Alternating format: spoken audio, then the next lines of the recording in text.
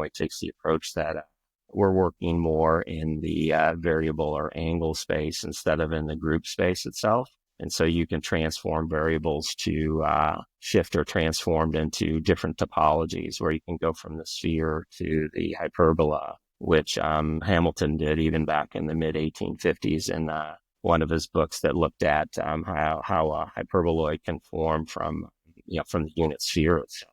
So in this example, there's blue and red curves, which are what we call two orthogonal hyperbola or hyperbolic curves. It's a little difficult to see, but there's these white lines that run in between them. And basically the hyperbolic curves approach these white lines at infinity. Those are actually light axes that we've defined in Arithmoi, which these things are causally related to. There's a space in between the two orthogonal hyperbola that exists that's non-local as physics would perceive it, or not perceive it, to be clear. But there's lots of very interesting mathematics and phenomenon that occur in these light regions that relate to special relativity, to invariance of the speed of light, and these other things. By way of a change of variable, normally when you're on hyperbola, you can go backwards and forwards on those, on the curve itself. Changing the variable, we can go from one hyperbola, travel across the circular arc there, which is a portion of a geodesic that's on a monad or a sphere, and then appear on the other hyperbolic curve itself. So we can take shortcuts, to transform geometries, transform or go. I guess the easy way to put it is beyond the speed of light to go into a light region that's not normally accessible to, physically for us to see it, because physically we're pretty much bound by the group form, where if you're stuck in space-time, that's where you're going to keep, that's really your remain. But, the mind, we like to say, transcends space-time. And so it's not bound by some local group phenomena. And it works more in the variable space or the angle space. And so, the mind can seamlessly, bypass these physical constraints that we see in physics itself. Is this also a space where you might describe entanglement phenomena? Possibly that, yeah. In quantum tunneling, there's you see two red vectors there. Physically, you might see this as there's an object that appears, say, at the one point that we see the eta plus minus square root of 3. The qualia or particle can suddenly reappear on the other end of the that semicircle there, and so they would call that like quantum tunneling. So it kind of relates to particles appearing and disappearing when you go down to the microscopic level of like a space-time fabric, for instance. So there's lots of quantum effects there. Another one in, standard model also has the electroweak interaction or the electroweak theory. And arguably that's the most difficult one to understand when you're doing physics coursework, because it's not very intuitive about how they describe it. But the confluence between the spherical component, which is like that circular arc, and where it bends back into the hyperbola, the angle between the white axis and that point at that eta plus minus square root of 3, that's what they call the Weinberg angle, or the ideal for it, which is equal to pi over 6, which is 30 degrees. And so it's such an important angle in physics, where it gives rise to massive bosons and the ratio between them, and it all relates to the Higgs mechanism and how particles take on mass to begin with. And so they can't explain where the angle comes from. They, when it was, the theory is called the Petit Salam theory, they came up with it, and it seemed to work. And so a lot of physics is like that, where it's guesswork, where they try different things, and that's the angle that seemed to work itself. But by working in the angle space, or from what we say from the standpoint of light, we start to see geometrically what it involves and why it is as it is, and how physics sees it that way. So the approach bears fruit immediately for the physics of it all. And once you see this cohesion where one thing leads to the other, how they're all interconnected, I think it opens up this landscape for physics to progress beyond stalemate with where it's at currently, with the standard model in particular. What are some of the mistakes you think are made in physics which this model avoids? Yeah. I mean, I think it's like a little rough to call it maybe mistakes, but I think maybe one of the things that seems to be contradictory to progress is to put the experimentalist on the pedestal instead of the theorists. And a lot of the money and the resources go to making, like, for instance, a large hadron collider. And there's talk of making one that's even bigger. So it's really expensive, takes a lot of work. But if they've already come to an abrupt halt in terms of the fruit which with that will bear, or the productivity to be gained from doing such, it maybe means it's time to reassess the approach that physics is taking currently. So maybe the mistake is to put too much emphasis on large experiments that cost lots of money, and instead reinvested in the theorists, and also to almost inject philosophy back into physics, like there was quite a bit of philosophy during Einstein's time, and almost like the golden age of physics, where in tandem general relativity came about, as well as quantum mechanics, and then on to quantum field theory and these other things, where there was a sense of awe when they kind of came up with these physical and mathematical descriptions of how things existed, which broke from this common intuition that people maybe had at the time, where everything was classical in a sense, where Newtonian gravity was it was what it was, but there was no turning back after the early 20th century in terms of space and time being intertwined with one another, and you have to mention them in tandem, and they're not isolated in that regard. So I think that the theorists, they should be held in the highest regard, and under that rationale. Interesting.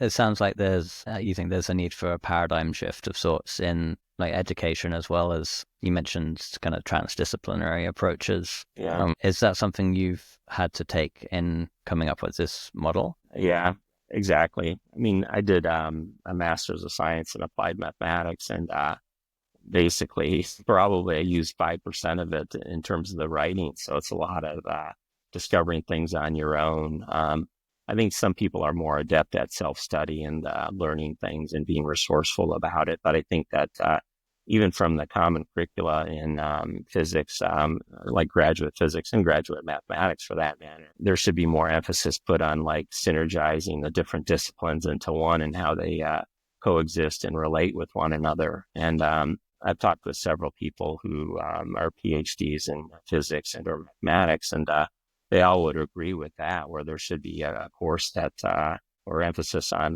kind of a course that blends it all together to see how there's this interconnectedness between what are taught as like different subject matter in both physics and mathematics. And I think once that students and people that are learning see that everything connects with, connects together, I think they immediately get a better sense of how to navigate the system, how to make progress in that regard. And so, I think that's a really important aspect of how we're teaching these things. Yeah, there's definitely a sense that maybe after PhD level, there could be another level that is much more kind of transdisciplinary in some sense. That would be cool. Yeah, or maybe even before you start your PhD, well, yeah, start to appreciate the fact, and I think you'll get a lot more out of your PhD, to be honest. Yeah, totally. It's hard to find a multidisciplinary supervisor, I think. That's the problem. Agreed. Yeah, I think there's a lot of politicking that's involved, especially with your choice of your PhD thesis, and there's some that buck the system that kind of shun what their advisors are telling them. But I think that sometimes they become casualties of the system in some regards. But it's dependent on, I guess, their fortitude and their stamina to put up with that and to break from the system. I tend to love it because it's that's how you make progress, and usually some of the biggest innovations and or progressions that have been made have come from someone that said fuck this, and then they did it their way. And yeah, I think that's admirable. Well, I'm curious what if you have a sense of new technologies, or like what kind of thing could come out of this project or a project like this in the future? Sure. Yeah, I think that establishing what non-locality is, where it is, and how it acts, I think just there's probably potential there for energy sources that are continuous. I think one of the things that immediately comes to mind too is basically space-time travel, where we're quite limited right now in terms of how much fuel you can have on a rocket and how far you can go and how long it takes to get there. And so I think when you see that there's, like, for instance, with this figure 3.1, there's shortcuts that you can take that go from one space time to another in that regard. So I think that traveling expansive distances in much quicker time than what's feasible right now is a potential that's there as well. I think from the metaphysical standpoint, and even from standpoint of what we might term as religion, I think that there's this sense of well-being that results when you see that there's this non-local mathematics and form that gives rise to the local and physical form. And so I think it's a modern day upgrade from what we have with religion currently, where it's a bunch of scare tactics and do this or if not, this happens. And so I think there's this potential there to almost reframe religion in its proper context, which should be integrated and married with science and mathematics. It's all the same discipline in that regard. And so I think a lot of individuals who are smart and know things, they definitely question, like, the old doctrines and what they're told just to believe in without really any clear evidence for it. So this has potential to bring it all back together in that regard too, where it's not only good technology wise, in the applications of it, but it's good from the standpoint of the mind and having a clearer sense of purpose in life too. I think on your website you said something along these lines. You have written that math is the prime mover, right? Can you clarify what that actually means in practice? Because Sure. when I think of prime mover, I think of something that sets everything else in motion, right? That isn't itself moved, that sets everything else in motion. But what exactly does that mean with regard to mathematics? What's being set in motion, and what does the setting into motion? Yeah, I mean, basically anything that's in motion is mathematically based. I guess we can put it bluntly, but primal meaning like primordial. It serves as like the beginning, and so mathematical motion. Alexander and I were discussing this yesterday a little bit. What does that mean? It means that things act by mathematical operations with one another, where you have two distinct forms. They can add together or superimpose, or they can form products with one another in the sense of matrices and groups and these what they define as algebras, for instance.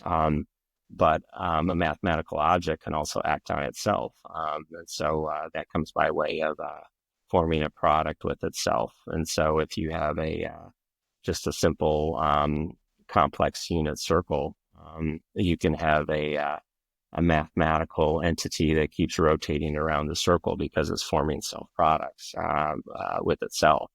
And so that's mathematical motion, which then then translates into, at higher and higher levels, particles, how they interact, how there's the weak force, the strong force, the electromagnetic force, and all these other things that are described at macro scales.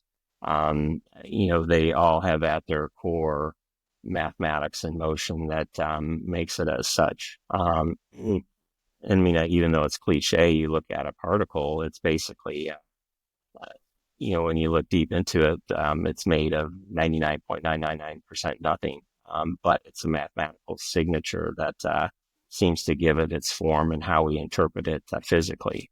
And this goes back to, the composite geometry where we interpret things by way of a discrete space, meaning that that megacube and the yellow lines, when something interacts with one of the vertices or one of the edges on that, that's something that we perceive as something physical. Alexander, if you go back even earlier, I think there's a cube before that. And then, keep going, like the one above this. You can see the cube there.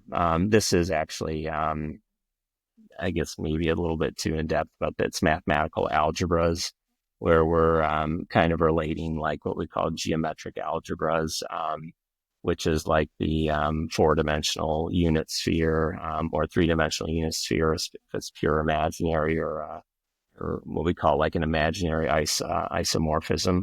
But if you go down to the page below that, that's the megacube, and these forms can exist inside of it, and those are elliptic forms there. And in this example, we're showing things like the magic angle, which is important in physics and especially magnetic resonance. But theta sub t, that's also the tetrahedral angle that's important for bond formation in molecules and the angle with which these things are formed. But the one below this is kind of a nice image that puts it together.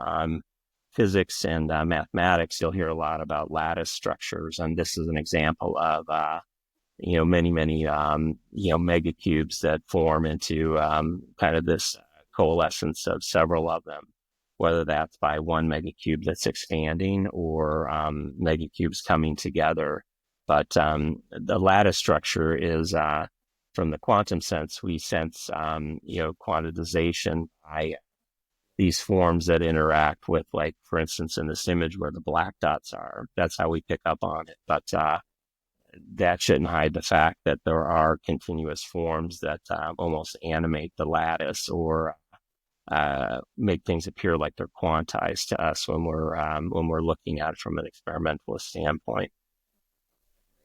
I want to try and translate some of what you've shared about the prime mover and and motion inherently. And as far as I just want to check as well, is calling mathematics a prime mover in reference to kind of locality in space time, or as opposed to or because in ontological mathematics there's a sense that monads are uncaused causes, although they're eternal and there all the time. There's no causes in that sense, but there's also a kind of timeless sense there as well. So there's not really like a prime mover as such, as much as an eternal, always existing fundamental substance. So prime mover kind of gives a sense of a thing at the beginning of time, which might only apply to space-time structures. Would that be accurate for the way that you're using prime mover there? Yeah, I think that's a good way to put it, mathematically to put it for the folks who are listening who are maybe in tune with this. Like in group theory, there's something called a primary generator, which we define light as, where the operations with which these primary generators can form products give rise to space-time, or the groups of space-time.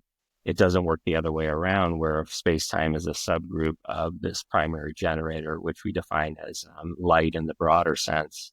That means that it's space-time is caused by these primary generators themselves. And so that fits the definition of, say, like a primary mover in that regard. So just from the mathematical standpoint.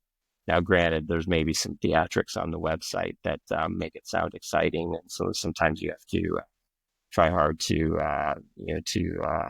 I guess garnish the viewer's interest. But it basically boils down to that.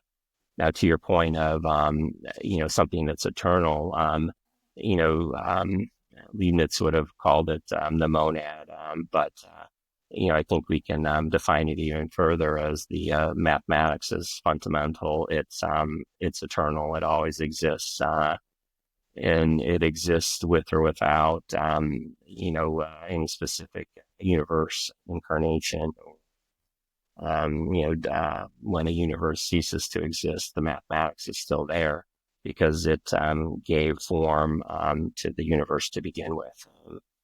I think physics and the approach that it takes, with the free lunch where something comes out of nothing is preposterous. And in that regard, where what we're trying to do is get to the core of why it comes into existence in the first place. And so the approach with looking at regions of light that aren't accessible to the physical, it begins to shed light, like no pun intended, on all these and the consequences that it actually has, and exactly how it might give rise to what we see, and what's defined as the Big Bang itself.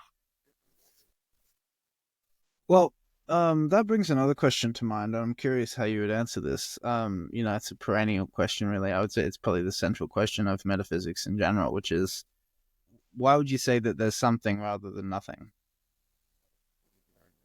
Yeah, I mean, it's kind of a good point. What we know is there is something rather than nothing, but I think there's got to metaphysically be a point to it all in that way. And I think it's, for me, it's like, it's mathematics. And I think that historically through what they might say is enlightenment, I think to me, enlightenment might mean that you are actually being able to synergize non-locality with locality and what drives it. And mathematics, it's it's uncaused, it's unmoved, so to say. And so it's something that's I've been able to accept without any reservation in that regard. And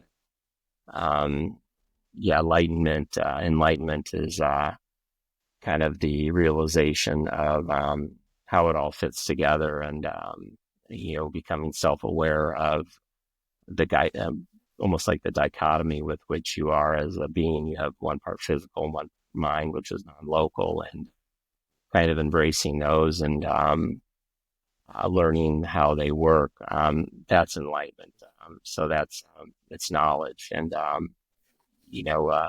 we take the opinion that we're not going to be able to just meditate ourselves to enlightenment, where you don't shut the mind off completely and then just go with the flow, so to say. It's becoming aware of why it is as such.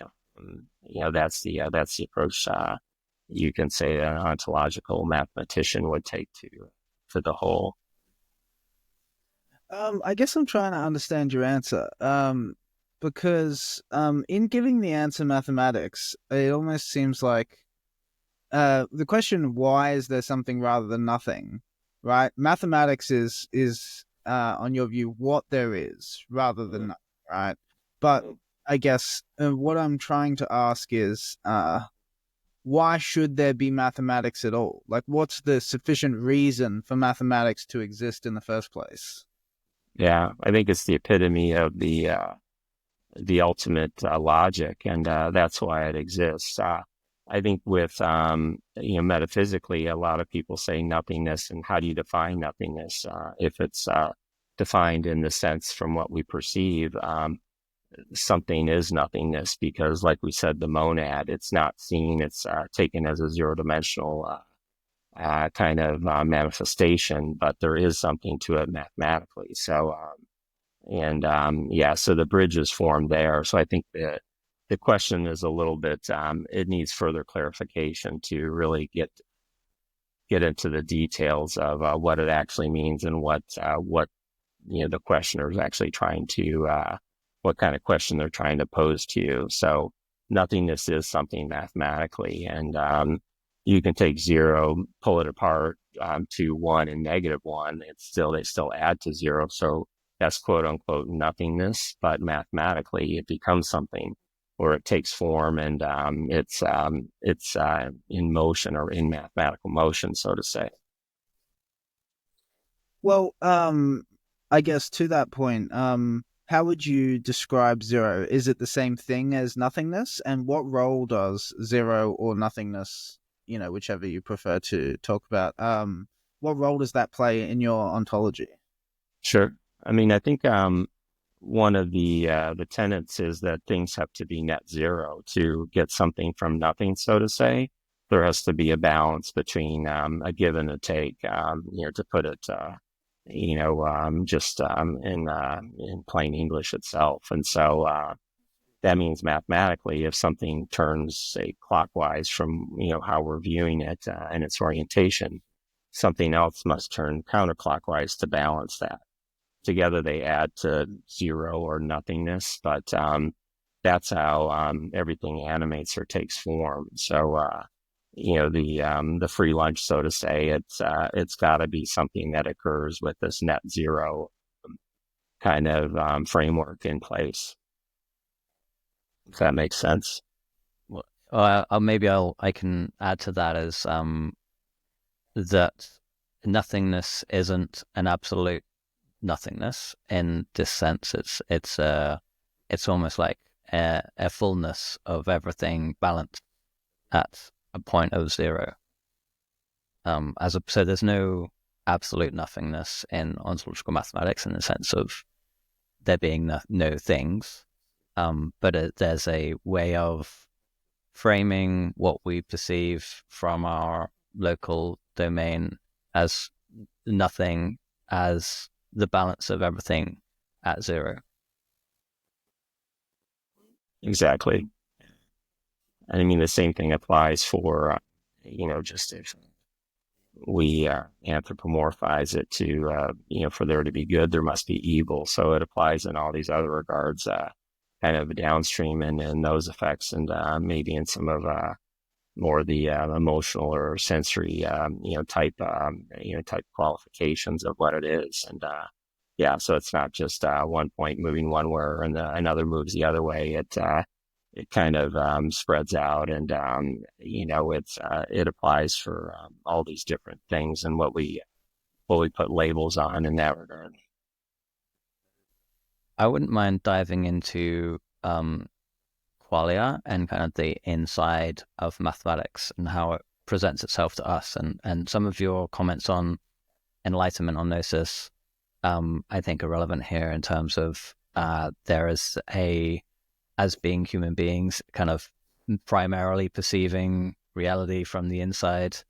There's a kind of a way of exploring these mathematical realities that you're talking about intuitively, and it's almost like the mathematics frames and maps the territory in a very precise way.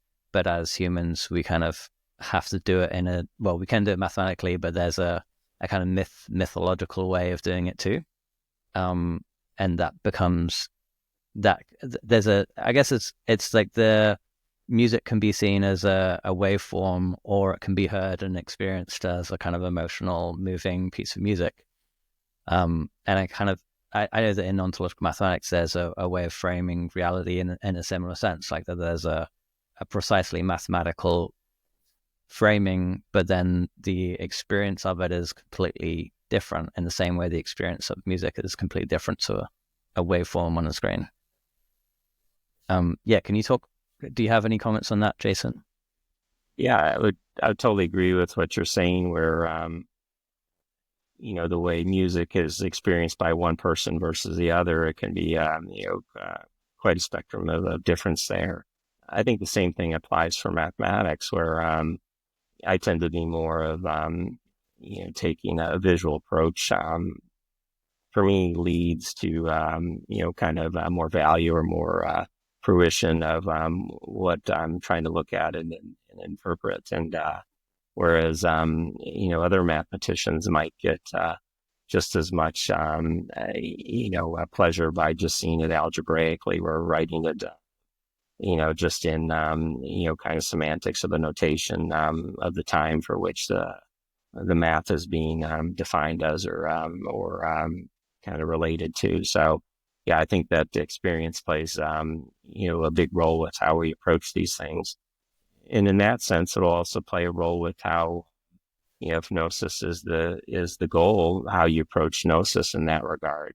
But I think, when it boils down to it, just from the standpoint of a mathematician or a mathematical physicist and an ontologic one at that, I think that the crux of it will be the mathematics and where it leads. And, the beautiful thing about the mind, it's not limited by the physicalities that are imposed on the body to, to explore, so to say. And this is the beautiful thing about it, where, right from the get-go, you can, shed anything that's a physical limitation and explore these regions that aren't accessible by hopping in the car and getting there, so to say. And so, I think it's this experience that turns out to be extremely rewarding in that regard, where it is a journey of like self-discovery, and ultimately that's what it boils down to. It's basically, it's an individual thing, if you can put it that way to a certain extent. Yeah.